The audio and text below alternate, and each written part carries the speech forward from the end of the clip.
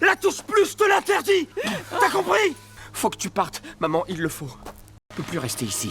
Ethan regarde cet homme détruit par l'alcool. Celui qui était autrefois le pilier de la famille est devenu un véritable monstre. Il n'a d'autre choix que de chasser son père de la maison.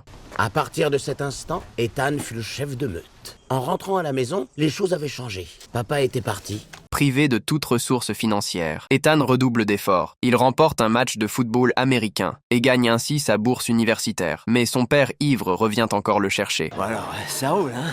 Il est doué, hein.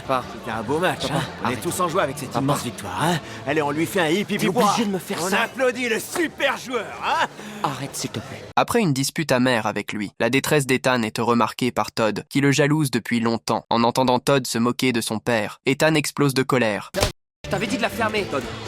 Très vite, Todd décide de se venger par la boîte aux lettres de la maison d'Ethan. Il glisse un feu d'artifice allumé, même si Bailey le repère et le chasse. La maison finit par prendre feu. Bailey traverse les escaliers déjà en flammes sans hésiter et court réveiller Ethan dans la chambre. Maman! Maman! Réveille-toi! Allez, lève-toi, vite! Vite, dépêche-toi! Il faut sortir! On peut pas par là! Viens par la fenêtre! Allez, viens!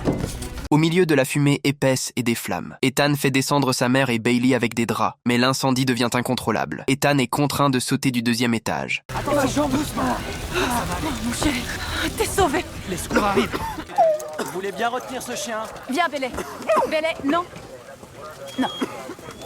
Va avec nous. Allez, obéis. Non. En voyant son maître grièvement blessé être emmené en ambulance, Bailey, fou de rage, s'élance hors de la foule et suit l'odeur jusqu'au véritable coupable. Pourquoi tu t'enfuis, toi? Non, je vous jure, c'était un accident.